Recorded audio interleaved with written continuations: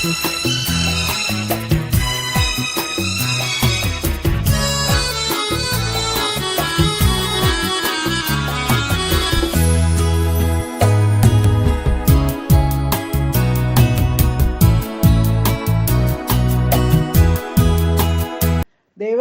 മഹത്വപ്പെടുമാറാകട്ടെ. യേശുക്രിസ്തുവിൻ്റെ നാമത്തിൽ നിങ്ങൾക്ക് ശാലോം.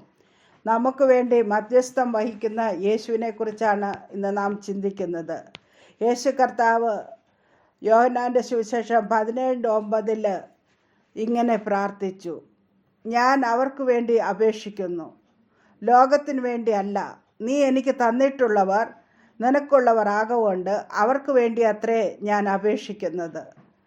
യേശു നമുക്ക് വേണ്ടി മരിച്ചു, ഉയർത്തെഴുന്നേറ്റു, പിതാവായ ദൈവത്തിൻ്റെ വലതുഭാഗത്തിരുന്ന് നമുക്ക് വേണ്ടി മധ്യസ്ഥം വഹിക്കുന്നു.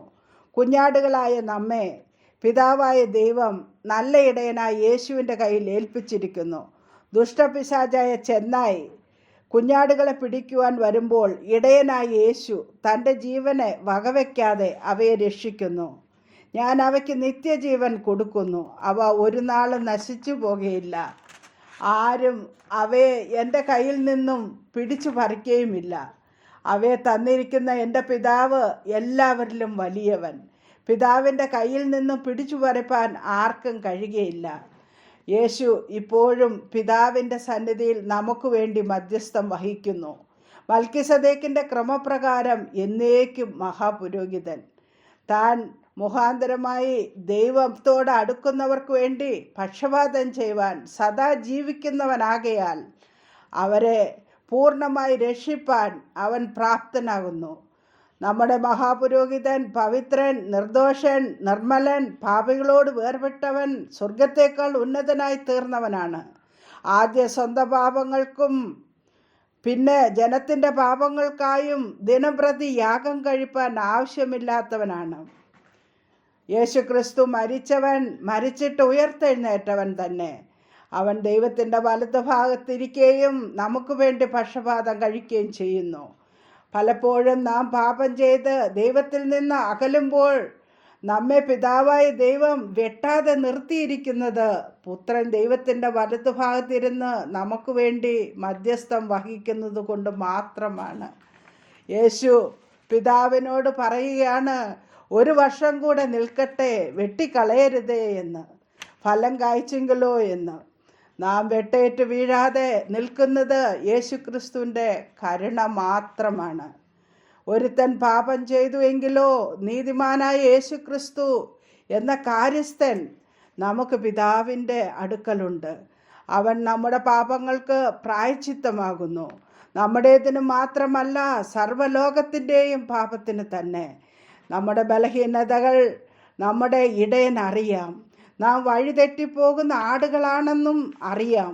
എന്നാൽ ഈ ഇടയൻ്റെ കണ്ണ് എപ്പോഴും കൂട്ടം വിട്ടു കാണാതെ പോകുന്ന ആടിൻ്റെ മേലാണ്. ജീവിതത്തിൽ നാം അറിയാതെ പാപങ്ങൾ കടന്നു വരാം.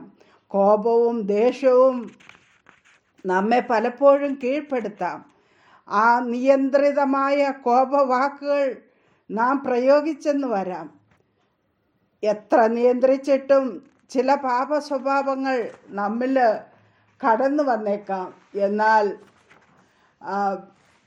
24 മണിക്കൂറും യേശു നമ്മെ നോക്കിക്കൊണ്ടിരിക്കുന്നു. നമ്മുടെ ബലഹീനതകളെ യേശു നന്നായി അറിയുന്നു.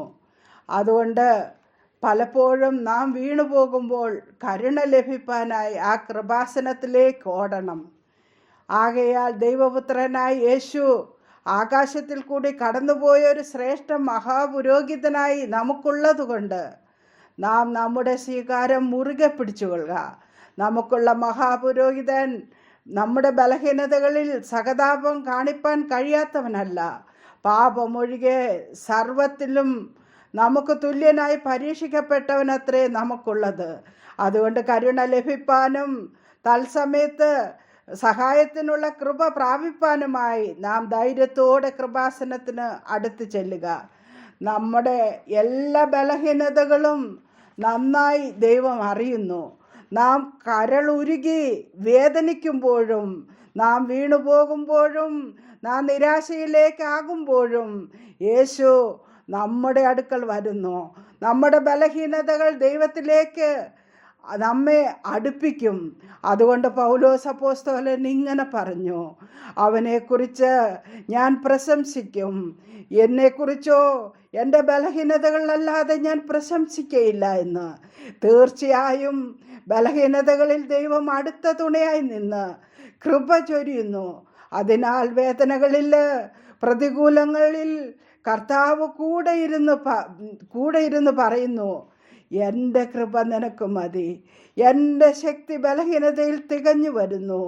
അതിനാൽ തക്ക സമയത്തുള്ള കരുണയ്ക്കും കൃപയ്ക്കുമായി ആ കൃപാസനത്തിലേക്ക് കടന്നു ചെല്ലാം. ദൈവനാമം വാഴ്ത്തപ്പെടുമാറാകട്ടെ.